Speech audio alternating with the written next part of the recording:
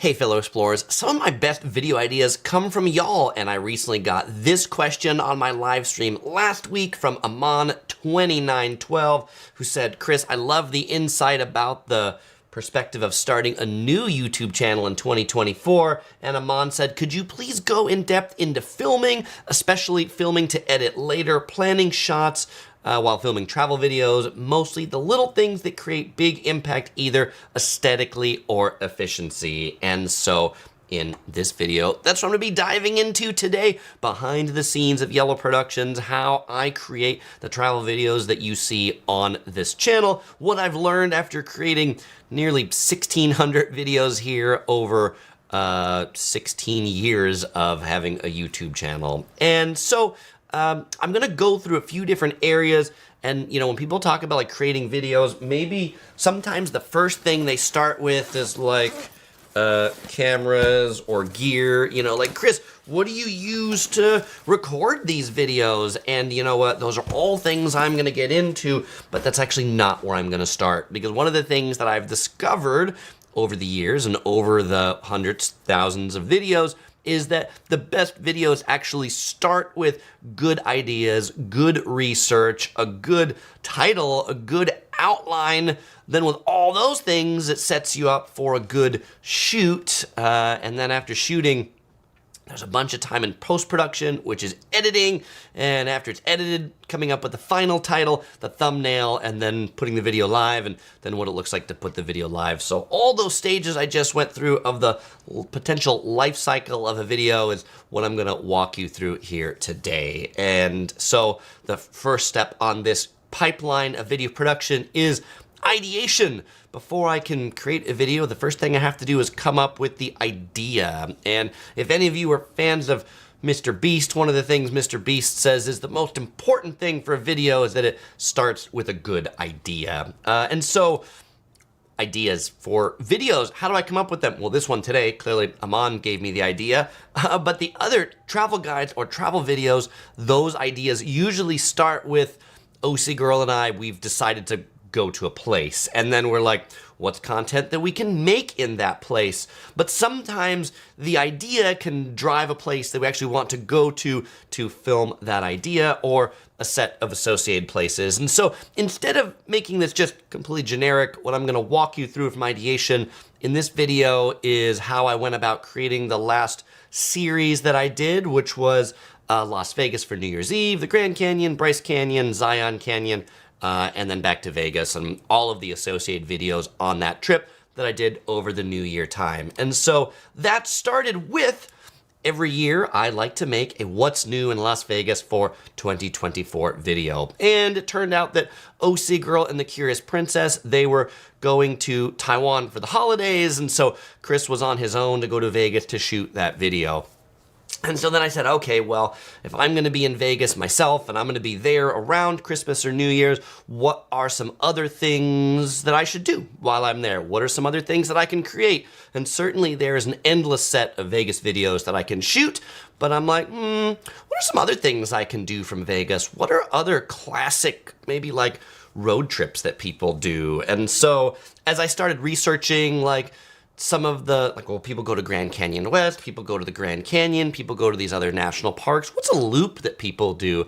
And I kind of settled on, well, there are a lot of people that fly to Vegas, go to the Grand Canyon, drive to Bryce Canyon, drive to Zion Canyon, and drive back to Vegas. And so I said, well, it might be cool to do a road trip video of all those places, and then make some travel guides on those places I go. So I think one of the things that might be unique about Yellow Productions and how I shoot and how I make videos is I don't just make like one video in a destination. I make tons of videos at that destination. And so I might be in one spot shooting a lot of different things, but maybe we'll get to that when we touch on filming. I just want to go through on this roughly 10-day trip that was Southern California to Vegas and then around these national parks, the different videos that I shot there, and not all of them are edited yet, so this might be a spoiler, but I'm gonna go through these titles pretty rapid fire because this was the ideation of like, these are the kinds of videos I can make, and that have all been filmed and are either edited or waiting to be edited or waiting to be uploaded. So First one, what's new in Vegas for 2024? Popular video. I know it will do well. I know people will watch it. So I was going to do that. Then I was like, well, I'll be in Vegas for New Year's Eve, and I think it'd be pretty fun to do a walk of the entire Las Vegas Strip on New Year's Eve from beginning to end, and to do that when the Strip is closed off to traffic. So you might have seen that video that came out. Then, well, Grand Canyon. It would be good to do a Grand Canyon National Park guide. But then while I'm going to all these places, maybe it would be interesting to do a vlog of the entire trip. Well, when I'm going to the Grand Canyon, maybe I should go to the Grand Canyon Skywalk, which is the place that has the glass bridge. Maybe I should compare the Grand Canyon National Park to Grand Canyon West.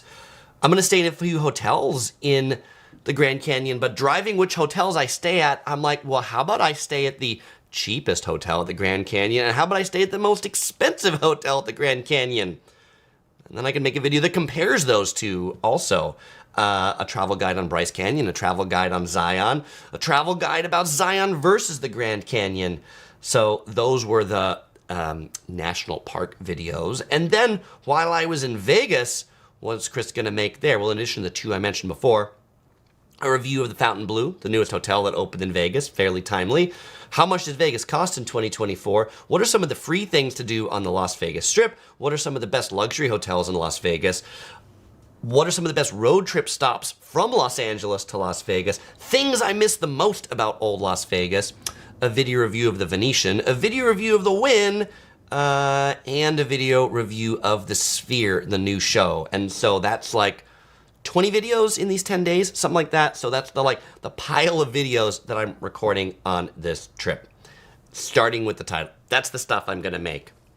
Then I go on to say now it's the research stage. So we've got ideas, now we need to research these things. I need to research and say, what am I gonna say when I go to the Grand Canyon? What am I gonna say when I go to Zion? And so how do I research these things?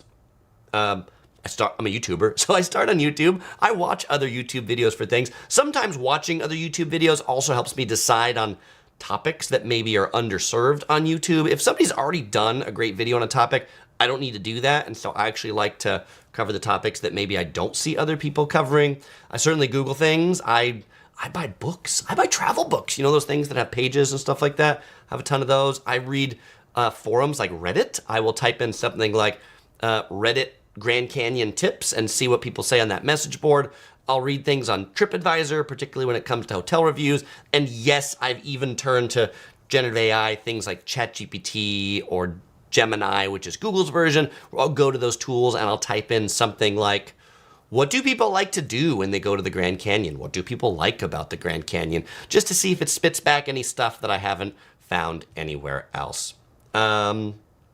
So at this point, I've come up with some draft titles of those things. I've come up with some general research about things, and now I start outlining the videos. And so to outline the videos, I use Google Docs to make the outlines. The reason why I use Google Docs is because I can make it here on my computer while I'm at home, and then while I'm on the road, I can pull up that same Google Doc on my phone and see it small like this. I don't have to print things out, but everything I've written at home, I can read while I'm on the road.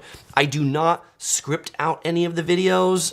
It is an outline. It is notes that I want to talk about later. And so I'm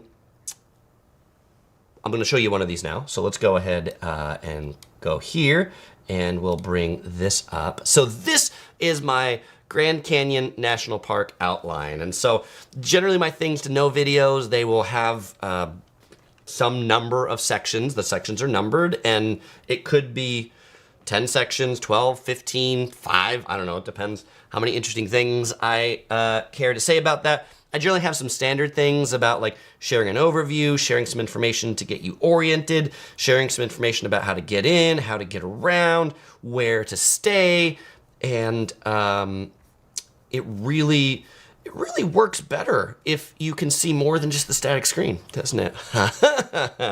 Okay, this is the fun of technology and trying a new, there we go. All right, we got this now. Okay, so I'm trying to share this wirelessly from this laptop up to here. All right, so you can see I've got text in these different sections. Some are longer than others. The overview is maybe more scripted than others because I want to make sure what I say off the bat is halfway intelligent and actually draws you in. These other ones are generally notes that I will say about these things.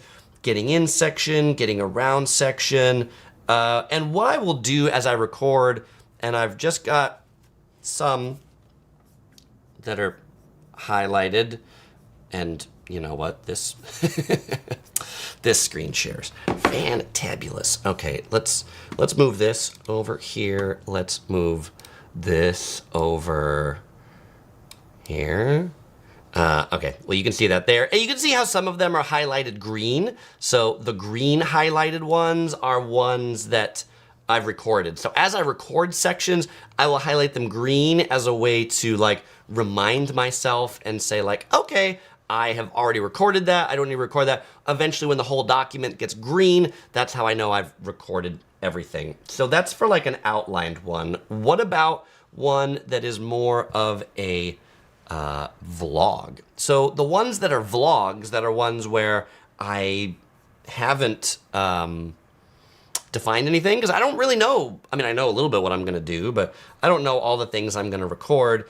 I write this document as I go. So on day one of my Grand Canyon road trip, these are the things I record, and as I record them, then I write notes in here about this is what I did on day one, this is what I did on day two, this is what I did on day three. These are roughly the scenes that I recorded so that I can go back into that pile of video and find it. Actually, so that for some of these videos, so that my editor Yusaku can go into the pile and figure that out, because that's actually been a nuance over the last year or two, is shifting to Yusaku helping me edit more and more videos. And so there's more things I need to write down so that he can pick up this pile of videos and do anything to it. So these are all the different scenes from the Grand Canyon Zion vlog. Now, this is one that I was doing myself. If we're doing one like the last big one that we did all together before COVID was to Fukushima, where we were working with the tourism board out there. And so we actually started with this before it was defined. We started with like, hey, these are things we could do. These are things on days. These are questions that we have. And then we would put a list of high priority sites together, medium priority sites, low priority sites, and then try to figure out, okay, what can we actually fit in on the trip? And as we can do these, we would go. And then these sites turned, and they have like, as I shoot these, what are some of the like locations I need to shoot them at? You know, these kinds of onsens, places like that. I want to shoot talking about onsens at a train station with a foot bath. And then eventually this would turn into a, you know, full schedule for the trip that included where are we going to be, what times are we going to take the trains, what are we going to visit, where is that foot bath that we're going to check out, what are maps for some of these things so that we know how to get there. Because when you're dealing with like more and more people, then this level of specificity becomes more and more important. All right, so making this big now. Those are for the ones that I would call like the difficult videos or the big videos that I record. There's a bunch of other things that I record that are like walking tours or hotel reviews that I don't do a lot of research beforehand, and I just kind of like shoot them on the spot without any of this stuff. Now, you might also say, Chris, you wrote this fancy outline. Are you just reciting this stuff when you get there? And the answer is no. I've generally written some things that I think I want to say, but you know, the reason why I go to these places instead of just recording some audio at home and putting some random shots from Storyblocks, some B-roll, and calling it a travel guide is I want to make sure those things are actually right. I don't know that they're right just because I find them online. And I found lots of things where people are like, you should go to this place, you should walk on this cool pedestrian bridge until I get there. And I find out it like completely doesn't exist, or their tips are completely wrong. And so definitely one of my goals has been to say that the information you'll find on Yellow Productions will not be completely wrong because I've tested it, tried it myself. If I recommend a hotel, if I recommend a restaurant, all those things is because I've actually stayed there, been there, eaten there, been there, done that, not places that I just have heard about. Okay, so now I want to talk about the gear that I use to create these things, but before I do that, I want to answer some of the questions from the live stream. After gear, then I'll talk about how I use the gear, and then we'll go into how I edit these videos. But I do want to take a drink. Chris is thirsty. What is Chris drinking today? Chris today is drinking a Dong Ding oolong tea from this place called Chi Cha San Chen, which is a famous Taiwanese boba tea shop. They have some locations in LA. They won a international taste test in Brussels for the best tasting green tea. And all of their tea is made in tea presso machines, where it's actually like an espresso kind of coffee looking machine, except it's tea that they send through these high pressure things, and nothing is instant. It's all brewed to order, and it's pretty good. Okay, Amber is pointing out that I talk about Chris in the third party. I like to talk about third party Chris, you know. All right. And Amber says, Chris, your elevator pitch at the beginning of your videos, fun and informative, is perfect for matching the content and setting the expectations. I appreciate that, Amber. Let's see. Amber also says, I think a lot of people think running a channel is easy money, but you can tell when effort is put in. Yeah, and I like when people come to watch a Yellow Productions video that they're like, Chris actually did put some effort into this, because I think that makes people maybe go oh, well, if I got 20 travel guides to choose from, maybe I'm going to choose the travel guide that has a little bit more research or a little bit more production quality. I often particularly these live streams, I often like to say that I want these to look like on the level of a TV show, maybe a poorly produced TV show, but something you could look at and be like, oh, this could at least be on PBS or public broadcasting service. Zachary says, Chris, my next video idea for you is my stay at the Circus Motor Manor. You are a comedian, Zachary. You are such a comedian. Ha ha. Alex says, and thank you for the support, Alex. I appreciate it. Alex says, thanks for all the hard work you put in these videos. Really shows how much effort you put into them, and the world is better off for it. Thank you very much, Alex. I definitely, one of the titles I've been going with on some of the videos lately is Ultimate Travel Guide, Washington, D.C. Ultimate Travel Guide, Grand Canyon Ultimate Travel Guide. And generally when I'm creating them with the notion to be I want this video to be the best, most comprehensive travel video on YouTube, the one-stop shop that if you're going to this place, you can watch Chris's video and be done with it and go and know everything you need to know instead of having to watch 22 of them. Meritocratic Mafia says, do you study Mr. Beast to see if you can get more views? I don't know that I quite have his bombastic style, and I definitely don't put millions of dollars into the productions. I definitely am a consumer of a lot of YouTube strategy type conversation. Living in Southern California, I spend a lot of time driving around, so in my car, I'm often listening to YouTube podcasts or videos about these YouTube trends or the editing techniques of Mr. Beast or how Casey Neistat makes his videos or things like that. Yes, to get some ideas to perhaps implement myself. Kathy says, I had boba for the first time the other day. It was okay. You might not have had it from a great place, Kathy. There's tons of places that serve boba, and honestly, you'll notice this doesn't have boba in it. Most of the time, I don't actually get the tapioca balls in the bottom. I like the tea, so yes. Though the Curious Princess, our 4-year-old daughter, she definitely loves her boba. We don't give her a lot of the tea. We'll scoop the boba out of the tea and put it in a bowl, and she can eat it with a spoon. Outlier Gardener says, I think I'm going to steal your highlighting in green on your shot list trick for things you've shot. All right, that's great to hear that that's a tip that you might implement yourself. Snoocam says, your videos are always easy on the eyes, great quality. Points Traveler says, Chris is keeping the millions for himself. Millions of dollars. Hence these amazingly expensive yellow t-shirts that I wear all the time.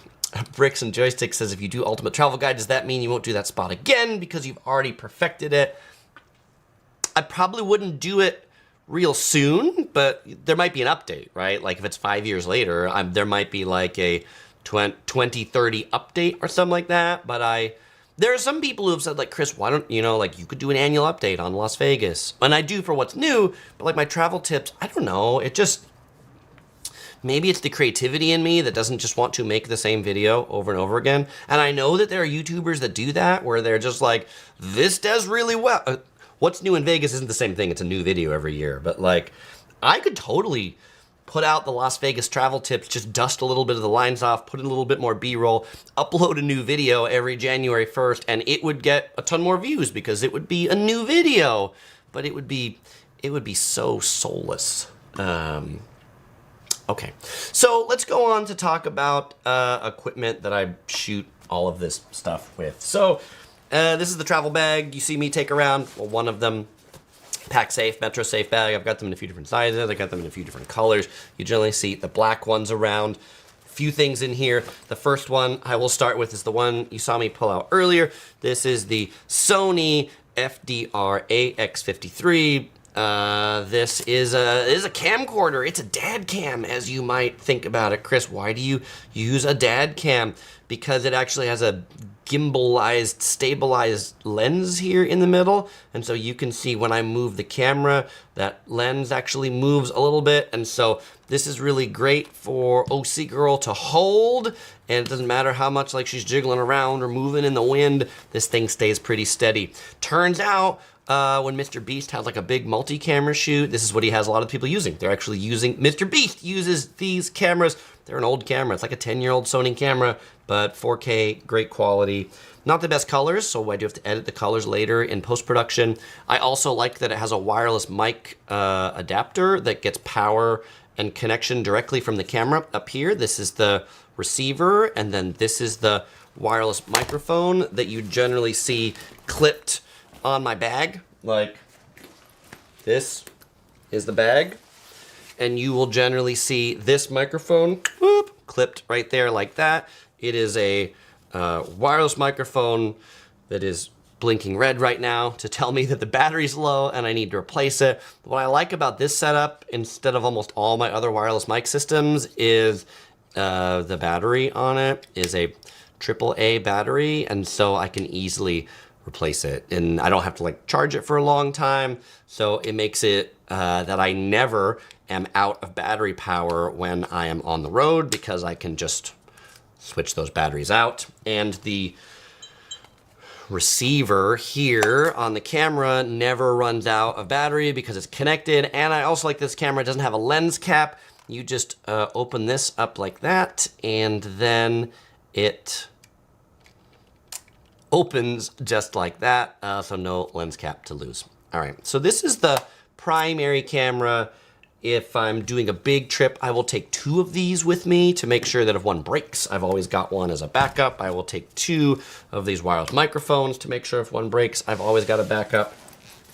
If I am shooting something a little bit more casual, then I will record with my Samsung Galaxy S24 Ultra. This is the yellow color of the S24 Ultra. I don't know, it looks kind of like white in this lighting, but trust me, that's supposed to be what they call yellow. I will put it on this Insta360 selfie stick so I can get shots like this, a Joby head, a Manfrotto clamp up on top. And then for a microphone for this, I like this selfie stick because it turns into a tripod like that. So you can put that up there like that. I then, for the microphone, use the DJI mic. What I like about the DJI mic, I like this charging case that it comes with, so it charges the microphone set. Transmitter, receivers. The receivers, much like the Sony one, I can clip right on there. And then the transmitter, what I like about this better than all of the other like Rode or whatever systems is you can connect it to iPhone or Android. It has these little pieces that go on to change the connector. And you slide this little connector in here. And then now this just plugs right in, boop, to the phone like that. And so there are no cables, there are no wires, there's nothing dangling. It just becomes this integrated piece and then this little thing that clips on. The other cool thing about these is they come with a magnet attachment. So if I don't have a bag, then I can take the magnet off of the back of this. It's a super strong magnet. I can put the magnet underneath my shirt like this, and then I can put the microphone like that, and then it can hang out kind of wherever I want it on my shirt. So that's pretty neat too. Okay, so now the kind of last final camera that I use when I am out and about recording, we'll just put this down here, is the DJI Osmo Pocket series. I've been using them since the Osmo Pocket 1. This is the Osmo Pocket 3. It is a gimbal and a camera all in one. And if I click this button and I turn this around, then it has this little gimbal on it. There's a joystick. You can move it up and down. So like for most of the walking tours, I use this thing to record the walking tours. It is small, it is discreet, it has good low light performance, but most importantly for me is it pairs with the DJI mic. If you get the Creator Combo, it comes with one of its own, a wireless mic, just like the ones you saw before, that pairs with it. And so I can have this mic on my shirt, I can have this camera wherever I want to, and I can be picking up good audio. This will also pair with more DJI mics, so if you need two, then you can pair it with the mic that comes with here. So the walking tour that I recently did with Jefferson Graham in Hermosa Beach, we used this DJI Osmo Pocket 3 with two of these DJI mics paired with it. And it's discreet, so if I'm walking through someplace like a casino, and I don't want people to really realize that I'm shooting, I just kind of like hold it here with the screen facing me and the camera facing out, and, you know, just kind of like walking around like this, talking to myself. Maybe I'm a crazy person, or maybe I got a AirPod in my ear that looks like I'm talking to somebody, and because I'm not looking at the screen, people don't like immediately be like, oh, that guy's filming. Like if I hold it out like this, then I'm definitely filming, but if I hold it out right here, maybe I'm just holding it. You don't really know, so it's not an outrageous thing. So if you're looking for a discreet thing, do that. I don't use this really as my main vlogging camera because the control of this is so much better, and I also like the 10x zoom lens of this camcorder. I also like has replaceable SD cards. I also like that it has replaceable batteries. If you're recording lots and lots of video, like I carry like 10 of these batteries with me on a trip, so I'll never run out of batteries. With any of these things, the cell phone, the Osmo Pocket, you can run out of batteries and you gotta charge them, and it takes a while. And waiting for a long time, if you got something you need to shoot right then, can really kind of be a drag. Okay, so that's, and I carry this MacBook Pro to offload all the footage when I'm traveling, so every day I copy all the footage from all those devices back to this thing. I've also got the more high-end cameras. I've got the Sony a7S III and ZV-E1. I tend to not take those on the travels because they're just bigger and they're bulkier. The lenses, you have to care for them more. If you drop them, they break a lot more. And so those I generally just use either for stuff like at home in the studio, or I use, if I'm just going local around Southern California, I can put the camera in my car. I don't have to futz with it. I don't have to worry about breaking the thing. Okay, now I want to get into filming, but before I do that, let's hit a few more comments from the live stream. Salty Little Sloth says, are these good for personal memories or more for the professionals? You like the things I showed you? Honestly, I think price point of a cell phone, you could totally use for personal or professional stuff. I mean, you say, Chris, is your stuff personal or professional? I don't know. The videos I make are honestly for both. They're for you and they're for me to watch too. The DJI Osmo Pockets, maybe like $400-500, something like that. This one, when it was new, was $1,000. I think you can get it for a little less now. The other ones I talked about, the a7S III or the ZV-E1, by the time you get the body and the lens, you're talking like $5,000-6,000 for the fancy bodies and the fancy glass. And so those are probably more for professional things, but $400-500, I think, like if I was you and I was just getting one and I didn't already have a cell phone that worked well, then this is what I would probably opt for, the DJI Osmo Pocket 3.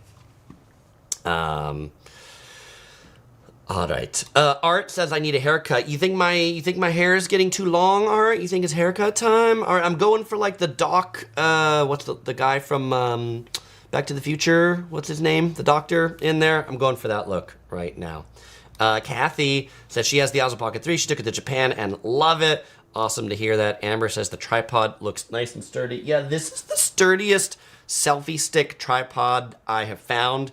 If you make it like 5 feet tall, which, you know, I mean, this thing will go really long. If you make it 5 feet tall, then the wind will absolutely blow it down. But, you know, if you're just using it like inside or on a table or even outside, just at its short modes, it is quite sturdy. People said, Alex said, I saw the time on your phone and I was tripping. And then I remembered he's in Hawaii ahead of West Coast time. Very good. Okay.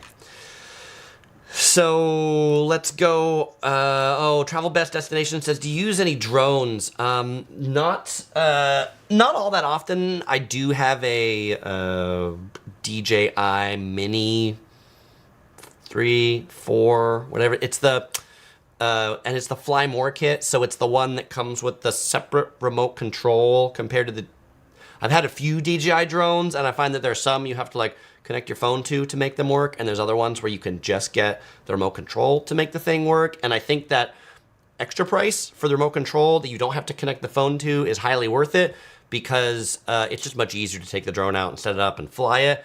I'm not one that like will use it for a long time. It's more like I'm at a hotel or at a place and I think I need one establishing shot to get things. Some of the video in my intro for the live streams, like of the almond blossoms and things like that, I've recorded with drones flying in the middle of nowhere, but I tend to do a lot of city travel. And so if you go places like Los Angeles or Tokyo or Las Vegas, like you can't fly your drone anywhere. And so I tend not to take them all that much. Bricks and Joystick says, what was the name of the selfie stick? This is the Insta 360 selfie stick with a Joby 1K ball head and a Manfrotto cell phone clamp at the top. All right. Crackpipe Joe says, Apple or Samsung phone for photos. I am definitely all in on the Samsung phone for photos because I integrate everything with Google Photos, Google Drive, and that just all really works with my workflow. OC Girl has the iPhone 15 Pro Max to take photos on that. So we kind of have like the best of both worlds, depending upon lighting or whatever. We take photos with both, and in some conditions, the Samsung's better, and in some cases, the iPhone is better. We also tend to carry the Sony, not ZVE one, but ZV one, which is a small, almost like point and shoot camera, but it has a zoom lens to take high quality photos. And Amber says, phones now have such good cameras. They say the best camera is when you have on you, but I'd like a fancy camera too. Yeah, the thing about the phone is the selfie camera is not great if you're using this one on your iPhone or on an Android device. And then two, the low light performance of either is not that great. And so honestly, the DJI Osmo Pocket for less money than this is a better video camera in most conditions than your phone. Not as good for photos, not as good for calling an Uber, not as good for those things, but better. Okay. Crackpipe Joe asked if I ever use a GoPro. Yes, I have a GoPro. I have a whole bunch of GoPros. I will use the GoPros if I'm going in the water, like at a water park or something like that, or at the ocean. I will also use the GoPro if I want to get driving scenes. I will mount the GoPro on a suction cup on the outside of the window. That way I'm not shooting through the windshield. Yeah, Alex says, the best photos you're going to get with the mirrorless DSLRs. Absolutely. If I want to get the best low light, Christmas light pictures and this and that, then I take out the Sony a7S III with the 1.6 f-stop on it. And, you know, like, and it takes amazing pictures, but then I got to like baby that thing everywhere I carry it around. Okay. Let me put some of my cameras down here on the floor and talk about filming. Okay, so when I'm now actually in a destination, I've got all this gear, I've got my outlines that are written out. I generally don't film on arrival, departure, or flight days. There's just like so much going on in airports and travel and all those things that I'm generally not like at least with my main camera, filming stuff. Yes, you may have noticed I've been doing some airport terminal walking tours and some walkthroughs or reviews of airport lounges, and those tend to be very self-contained with just my cell phone or just the Osmo Pocket. And there'll be like, I have 20 minutes and so I can shoot this video. I do that, but I'm generally not like vlogging as I go most of the time. Even like when we get to the destination, like I'm not like vlogging outside of the airport or on the taxi ride to the place. Cause like a lot of my gear's packed away too. Like you can only carry so much stuff with you on the plane or all those sorts of things. And so when I get to some place, then I'll like unpack my gear from my backpack, put it in that shoulder bag that I showed you, get all my batteries, get all the microphones, get ready to shoot things. When we are out and about traveling, if it's us as a family, OC Girl, the Curious Princess, and myself, then OC Girl is typically the one holding the camera or the phone. If we're not traveling together and I'm traveling by myself, then I will typically have either the selfie stick for the cell phone, or if I'm using this one, I will put this on a Joby GorillaPod, so I get a little bit extra arm's length on this camera. When I'm recording, okay, only, Chris, do you watch all your video after you record it? You know, like you can record and then you can watch it, and generally no, it just takes too much time to record and watch everything afterwards. What I will generally do is I will come up, open the camera, start to, if we have important shots like the intro, the conclusion, one of the key scenes, I will watch it enough to make sure the audio was good. The audio picked up, the audio didn't have any dropouts. Lack of audio is our number one technical issue that we have, and so that's the one I tend to review the most. If when I'm recording B-roll, like I'm out and about someplace, then that's something that I will generally record on the phone. The reason I'll record that on the phone is always in my pocket. It's really easy to pull out. It's easy to double click the button up on the side and open up the camera. When I record a B-roll scene, I generally record it for at least 10 seconds. 10 seconds if I'm looking at food, I'm looking at a building, I'm looking at a hotel, or I'm looking at the gym, or I'm looking at B-roll. Scenes that don't have me in it, scenes that are like scenic scenes. Nobody's talking, but it's a fountain, it's a bush, it's a flower, it's a hamburger. 10 seconds start to end to get that scene. Maybe a different angle, maybe spin my hamburger around. I'm generally recording that on the cell phone. You know, I look for like low shots or high shots or interesting shots that I can have behind things. When I do the B-roll, I like to often have movement. So I will be like pushing in the camera like this, or pulling the camera back like this, or sliding it to the left or sliding it to the right. Because if the camera doesn't move, then it might just be a photo and you might as well watch a slideshow. Or you might as well watch it, look at some pictures on Instagram as opposed to seeing the video. Bricks and Joysticks asks, do you use all 10 seconds of that B-roll? Absolutely not. But, you know, like if you only shoot for 6 seconds and you find out you need a little bit more, there was a little bit of camera shake, or there was those sorts of things, I find if I record 10 seconds, I will have at least 3 to 4 seconds of something usable, where if I record for 3 to 4 seconds, then maybe I have nothing usable. Ello says, do you have the microphones that you hold? On the Sony, it's this ECM W1M that's right here. On the cell phone, it's the DJI mic, and on the Osmo Pocket, it's also the DJI mic on that. So I am nearly always mic'd. One of the things I think is important for an informative travel guide is for people to be able to understand the content being delivered and not have it, or not have it be too windy, so, you know, like, so yes, I think audio is important. One feedback point that I hear often from people is, and I think I got just one of these today, which was like, Chris, I really appreciate your videos because I can understand the words that you say. I watched a lot of other travel guides, and even though those people speak English too, because they don't enunciate their words, I have no idea what they're saying, and I have to read the subtitles too. So the audio quality, the pronunciation, the diction are all things that I am super aware of, so that the content is as understandable as possible. Hello says, do you ever have to adjust for scenery that is too bright or too dark? I mean, absolutely, I have to like maybe it's too blown out this way because the sun is this way and I have to stand this way or I have to stand this way. There is definitely a lot of adapting for where's the sun right now, where's the shade right now, where are the lights right now. If we're inside a restaurant, what table is bright, what table is dim. So yes, always looking for what are actually good lighting conditions that can solve this. The similar thing of I have to deal with like some places too loud or noisy, like, oh, a fire truck just pulled up, or, you know, heaven forbid, an ambulance with its sirens going. I mean, look, I know there's somebody hurt, but can they not ruin my shot? Kidding. But you know, like restaurants, my bane of restaurants is restaurants that are playing Taylor Swift music all the time. I'm like, I can't record in here because there's all this copyright Taylor Swift music. And so that'll be a restaurant. Then if I want to have any footage from there, I need to just record B-roll of the food, and then I need to record the audio afterwards. Some YouTubers will record a lot of audio like later when they get home.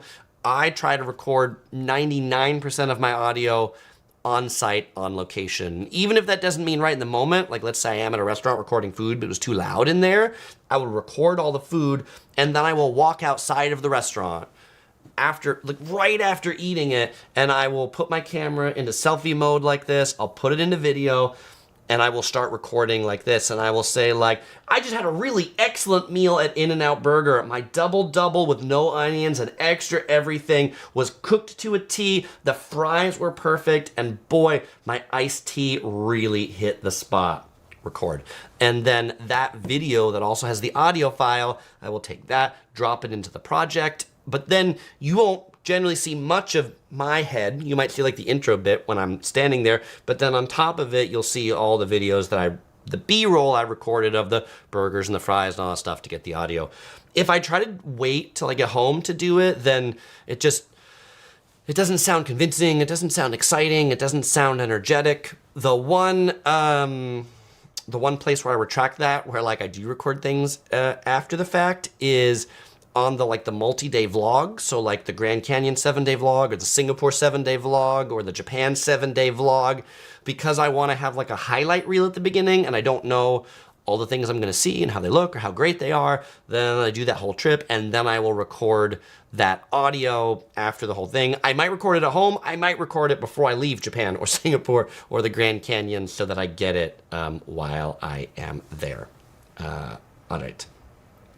Amber says, it's funny to me when people don't pay attention to the backdrop of their subject. It can totally ruin their images. Yeah, and so one of the most important backdrops for me is the intro shot. So like I am definitely thinking about, at the beginning of the video, where can I stand so that the moment you click into it, or the moment you mouse over it, or the moment you scroll over it and get the autoplay, you see Chris standing at a place that is iconic or representative of that place. And you don't see me standing in front of a bathroom or a porta potty or something, and you're like, this doesn't look like a travel guide for the Grand Canyon. Why is this dude at a porta potty? I'm gonna go find a different video where somebody's like, actually at a great view, or so on and so forth.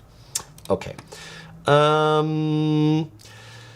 So we generally don't record on tripods. The exception to that rule is this like mini tripod, but I'm generally not carrying big tripods with me for travel because they're obnoxious. Many places don't allow them. Like you can't take a tripod into Disneyland. They're heavy, they're bulky.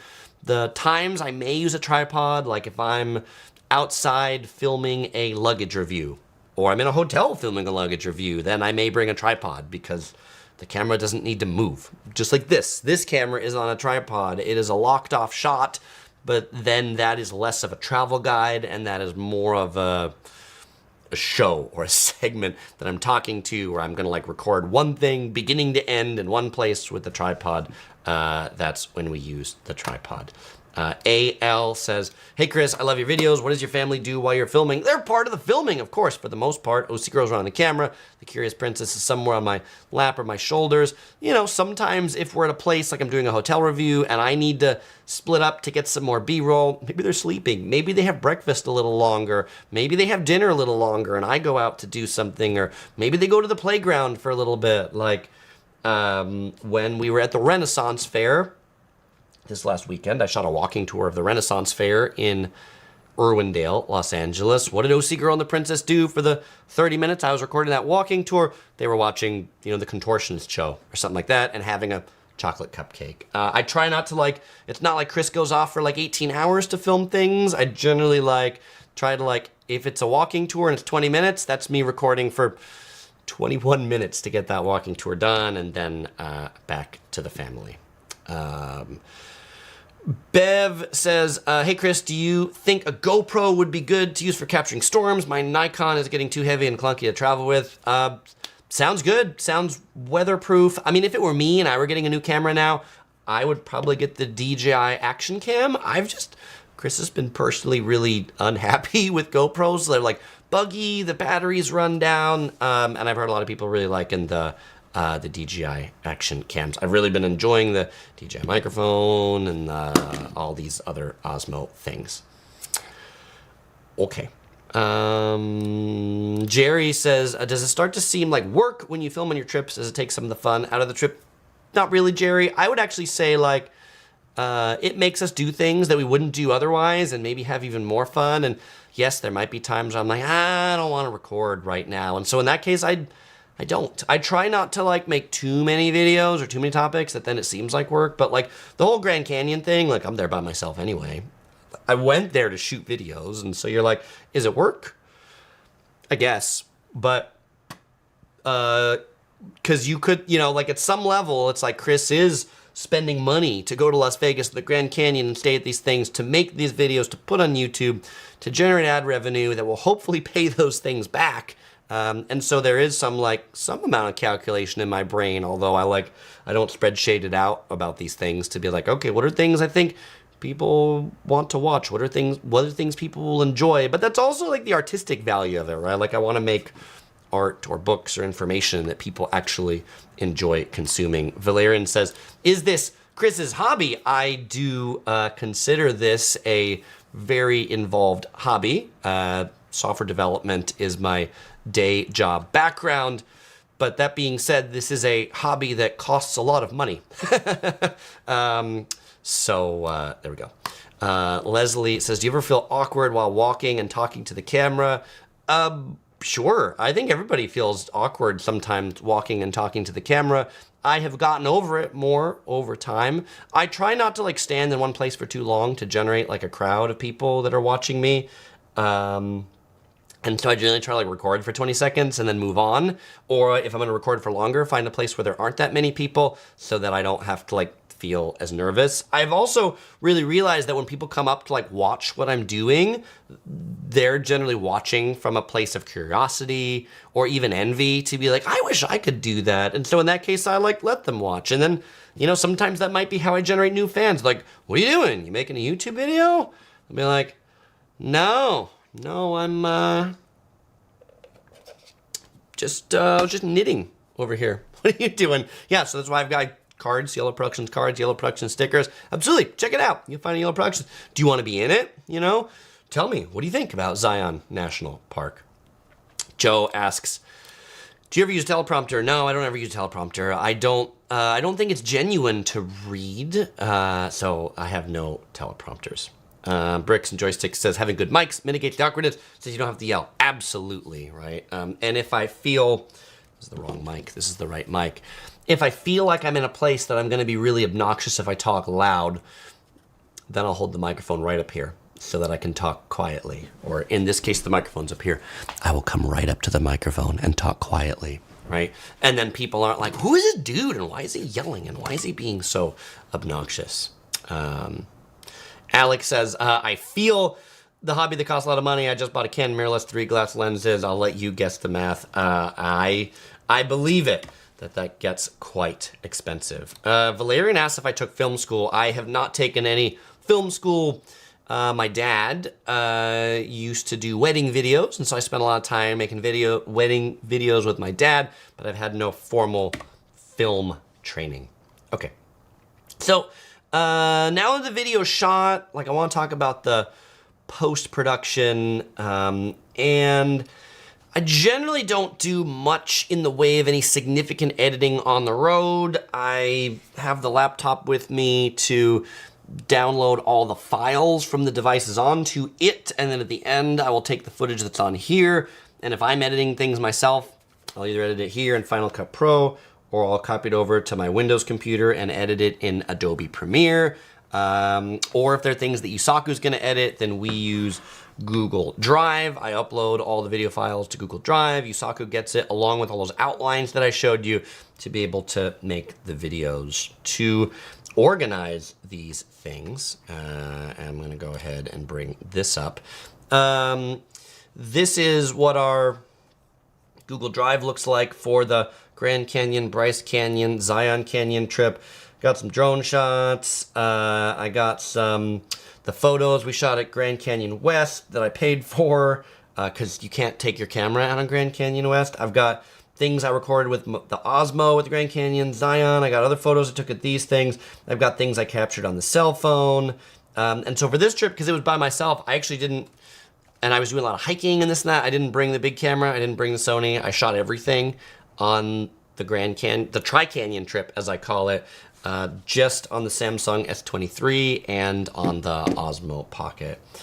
And then these are like the final renders as they get exported. So we have them all there along with the thumbnail for all of them. And then if I have any like audios, like for intro or things like that, I record those in Descript and then I drop those right there. That's what a little bit of that post-production file organization looks like. If I am editing something myself, like on a laptop, then it'll tend to be Final Cut Pro. The things that I might edit on the road are things that are like timely, that I want to get out like right now. And I want to get them out right now because it's like a hotel review I want to get out right now, or it's a walk of Las Vegas on New Year's Eve that I want to get out right now. So this is like a timeline of the DoubleTree Hotel in Washington, D.C. And you can see for me, it's like a 4-layer timeline. It's a pretty easy edit. You know, I've got like here, this is where you see the 3.5 Tophers. That's like a green screen type thing. So you can see the Tophers that pop in like that. The tour of the hotel, these sorts of things. And then you can see like this section right here. This is a section where, if I were to move this, this is a section where I was talking to myself with the camera like this to record the audio of what you see in the lobby is, and what you see as this is, and what you see as this is. Having my clock at night. Well, a gift shop. Doesn't move all that much when you see it right there in this particular screen mode. But then I layer it with the B-roll up on top so that you don't see me at all, but I record that audio on the spot. I like Final Cut Pro because it's quick to edit, it's quick to render, particularly on the Apple Silicon MacBooks. Okay, so then when we're all done editing, we got a final file. If Yusaku edits it, he sends it to me, I review it. Sometimes I have a few comments about like, take a look at this or change this. Usually it's not that many. Upload it to YouTube, take a look at the final title, make a thumbnail. I do the thumbnails in Adobe Photoshop, and then I use the software called Luminar AI to make it pop, to like make the colors better. If there was a gray day for a sky, to like replace it with a fun blue sky. And then it's time to go live. My big videos go live on Thursday or Friday live. Not this is a live stream. Live, I mean like upload them and make them public. Thursday or Friday, depending upon what day of the week I did my live stream. I generally won't post anything for a couple days after the big video. So if I'm doing a Grand Canyon travel guide or the Bryce Canyon guide, like the guide that took a lot of energy that I want to do well, I upload nothing afterwards for a couple days because I want that video to be the new video on the channel for a while, for YouTube to be like, oh, if you've been watching Neil Productions, here's the new video. And if I upload a new video the next day, that new video kind of like stomps on the other old one. Timely videos, I'll upload right away. If it's like a grand opening of the Bass Pro Shops, I'll record that, try to get it out just the same night. I don't really care what time it is. Other things I may hold depending upon seasonality if I think it'll do better in a different season. Like for example, if we went to Vancouver in October and then it's edited soon. I might hold it until March because I'm like, nobody's going to Vancouver in December. It's all cold. And so I'm going to wait till the seasonality of this place comes back again. And the video, like, I upload it when it actually do well instead of uploading it when nobody's going. And so nobody will find the video and YouTube just goes, there's no audience for this thing at all. Joe asks, how much makeup do I use before filming? Ha ha ha. I've yet to use makeup for filming. Amber says, did we talk about lighting? I don't take any lighting for the travel videos. What I have in here, I definitely have studio lights in here. This is I have like an aperture light over here. Actually, they're both aperture lights. One's a big, they have like soft boxes on them. I have a whole video that's like my studio tour. If you want to see what I do in here, it's the Yellow Production Studio Tour. But I never carry, never say never. I rarely carry portable lighting. Sometimes if I'm doing a luggage review in a hotel, I do have a battery-powered Juyin light. That's like a really bright light. And I'll take it in the hotel room and I shine it up at the ceiling. And it just, because so many hotel rooms have really bad lighting, I'll shine it up at the ceiling to give the hotel a lot of indirect light that kind of like bounces off the ceiling, and so that's how I light up some of those scenes. Mandy says, thanks for San Francisco videos, my pleasure. And Boomer Tuber offers some support. Thank you very much, Boomer Tuber. Fellow explorers, it is now Q&A time. If you've got a question, I've got an answer. All right, fellow explorers, that is my workflow from ideation to creation to editing. If you are interested in a full editing dive into how Yusaku edits the videos, because he actually does them better than I do, let me know. Because that was something we were talking about to see if you want to have a longer, this goes into all the how we do the maps and things like that. So if you do that, leave a comment so that Yusaku knows you want to see that. Jerry, thank you very much for your support. Jerry says, hey Chris, thanks for the effort you put into these videos. Can't wait to see your Banff videos. It's arguably the best destination here in Canada. I am looking forward to Banff. I need to start getting to my ideation and outlining. Brooklyn Joe says, there was a woman by the Vegas sign that had an iPad-sized LED light that lit us up at night. Do you know what that's called? There are tons and tons of portable lights. So Brooklyn Joe, I don't know what one she was using. I'm gonna slide one in here from the side, which is probably not her light. I've got, whoop, that just came unplugged. Better if it's actually plugged in. So this little light right here that I use on the back to light up that back wall blue. This light is by a company called Luxley Cello. It has a battery that you can put in it, and then it's a multicolor light, so it'll be whatever color you want it to be. I like it blue. My face doesn't look blue, but you can see. Anyway, there's tons of products that are like this. If you just go to something like bnhphotovideo.com. And look for portable LED lights, you will find a ton of them. Okay. Yeah, Brooklyn Joe says it was iPad size. That comes in a whole bunch of different form factors, so there's a bunch of things. Valerian the Mac says, Gizmo Bright Light X3. All right, thank you for that tip. Top left guy says, any tips on creating an interesting background as a set for static shows like these live streams? Pandas, that's my tip. I would say one of the things that I think sometimes people get wrong when they do studio shots is the background is too close to them. So you want to have some distance. It might look like Chris is sitting on a sofa, but I'm actually if I extend this selfie stick 5 feet out, I still can't touch the back of this. Maybe I can hit the back of the sofa with 5 feet. So for me, there's 7 feet between me and the wall back there. And so I think creating some distance is interesting. I think having some background lighting is interesting. I think having different color lights is interesting. I think having some framing is interesting. You notice in this, I've got this this map of the world back here that I got at the Rose Bowl in Pasadena. There's a flea market that they have there. So that's like a map of Western Europe from the early 1900s. It's like printed on a scroll and things like that. I'm like, oh, that's cool. These yellow Ys back here also came from like another flea market that I was searching for. This is the Philips Hue lights that like with the Hue app I can like change the colors on that light. It's called the Signa Gradient Floor Lamp, but like if I want that light to be yellow or things like that, I can make it all sorts of different. I tend to like that, but I can make the top different colors from that. And so it has like this color wheel that you can like, ooh, there we go, different colors. And then that thing back there, that's called the Tidbit, which just has some interesting stuff that runs around. Tidbit, spelled something like TYD, BYT, something like that. It's kind of spelled oddly.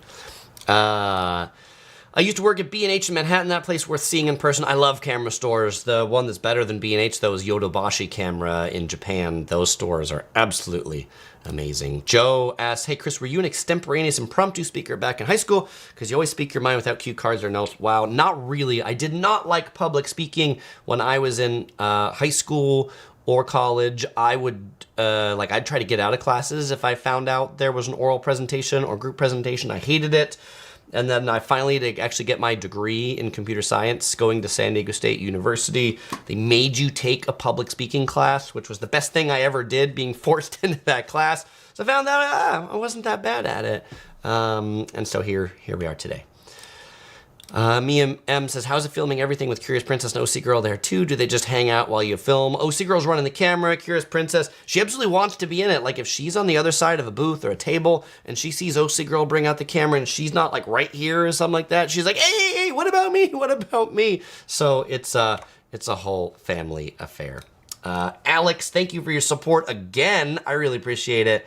Alex says, not a question, but I was enjoying some of your Maui videos from several years ago, and man, I missed that intro you recorded. Brings back some nostalgia. Alex is referring to the which was like me singing it a cappella and like a whole bunch of different tracks that I put together. And unfortunately, intros just don't do well on YouTube anymore. So people, when they scroll over things, they want to see like action right away. And so the death of the intro left that. I still have the intros on the live streams here. I cut them out when you watch the archive, but it makes a good countdown. And anytime you watch the live stream, for the next like 5 or 6 hours after it was live, you still see that there because YouTube is processing the edit to cut out that intro. My pleasure, Mia. Amber says, where did you start learning with video editing? How do you recommend others start? Watching a lot of YouTube tutorials about how to edit and then just doing it, honestly. I went to no classes about video editing. That would absolutely be all self-taught, but self-taught by the wisdom of the internet. So that's what I would just encourage you to do. Consume. There's like tons of people that will make like a master class on Final Cut Pro or even CapCut, if that's what you want to know. CapCut's like the TikTok video editing software. You can edit a fair bit on your phone, but if you want to do any serious video editing, it really helps to have 3 monitors, lots of screens, and lots of real estate. You can't edit anything really great on your phone.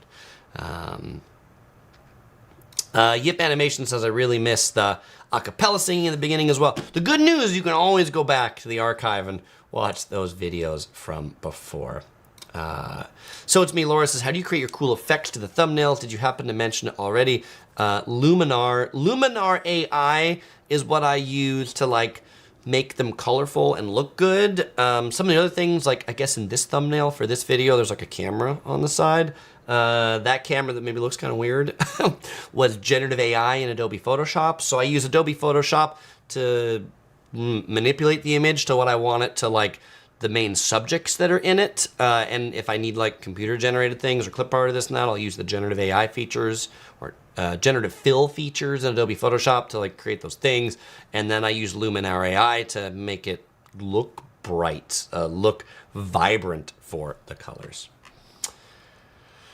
Yip Animation asks if you've ever used After Effects for your video. I have toiled with After Effects. It's part of this Adobe Creative Cloud suite. It is really hard to do. It just takes a long time to do After Effects. Yusaku I think does a little bit in After Effects when there's like maybe a map thing that we need to do or a globe thing we need to do, but we try to stay out of it as much as possible because it can be a huge time sink. Jerry says CapCut has a desktop version now too. It's pretty good. I've not used the desktop version. I use the mobile app version to caption my shorts because I think CapCut has the best on Android like auto captioning thing. It works better than the YouTube Crate app, but I'll have to check out the desktop version. I don't like the pricing model for like the Pro. They keep trying to get you to like upgrade to it and keep taking features out and blah. Meritocratic Mafia says, which AI do you think has the best picture creation that is realistic? I haven't really like dove into all the other ones so much. I tend to just use the generative fill in Photoshop because I guess I pay for the Creative Cloud suite, and so I can make as many of those things as I want to. I haven't like dove into Mid-Journey or all that stuff. Christian wants to know, when are you heading to South Africa and Sun City? Not on the immediate list, but definitely places that I would love to go. Christian says, you cannot beat Mid-Journey. Thank you for that tip, Christian. Rico says, good evening from Alabama. Good evening to you. Yip Animation says, do you prefer Final Cut Pro or Premiere, and why? On the road, I prefer Final Cut Pro because it's faster. I can make the edits faster. If I'm doing something complicated, I prefer Premiere because the magnetic timeline in Final Cut Pro can get really wonky and things can all move around. And so I like that in Premiere you can put something someplace and make an edit someplace and you don't have to worry about everything on the timeline going like blah, blah, blah, blah, blah. That's the technical term for what happens.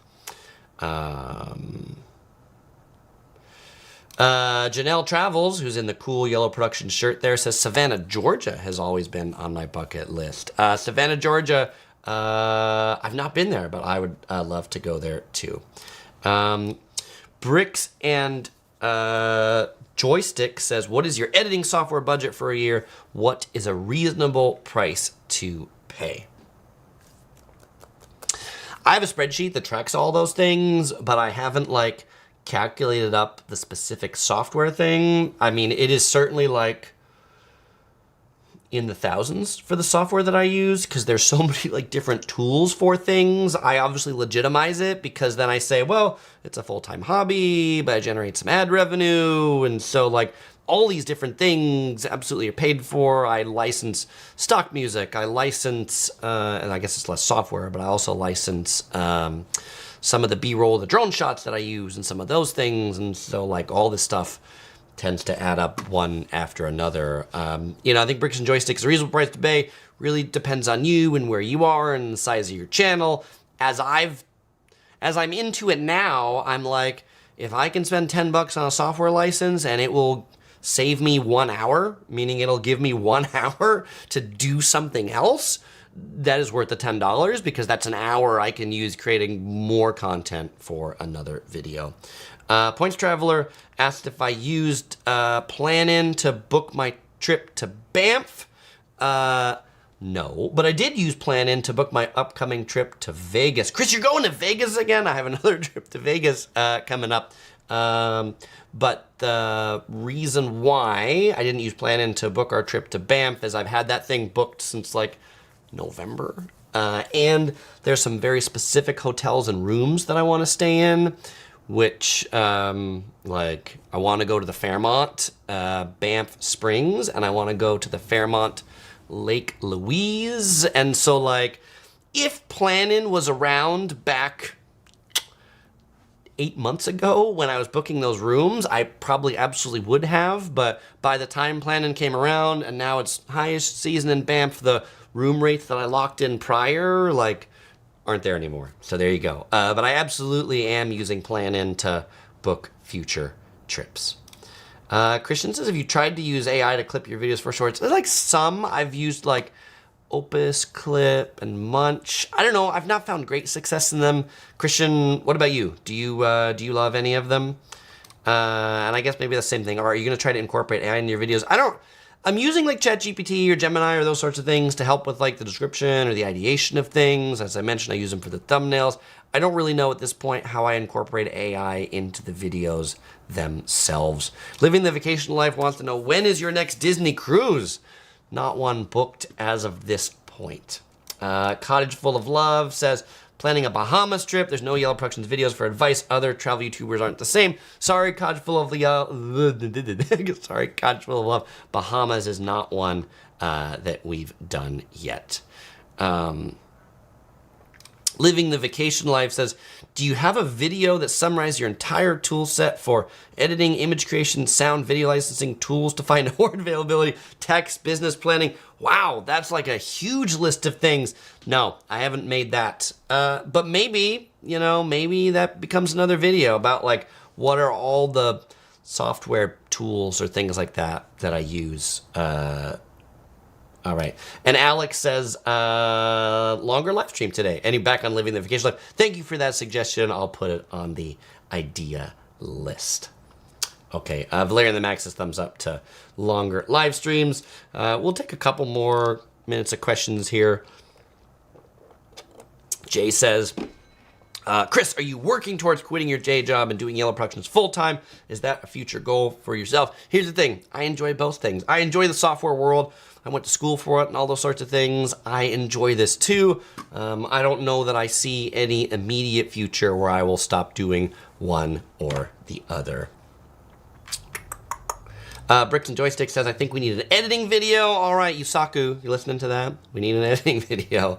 Alex says, will you do a 24-hour marathon live stream for 500,000 subscribers? I don't know about 24-hour marathon, but maybe I can think about doing a longer live stream when I do get to that milestone. Art says, will AI be able to generate travel videos itself soon? This will make YouTube era redundant. Depends what soon is. I don't think so, because I feel like there's a personal soul in these things. So, no. All right. Let's go ahead. So Christian says about tools.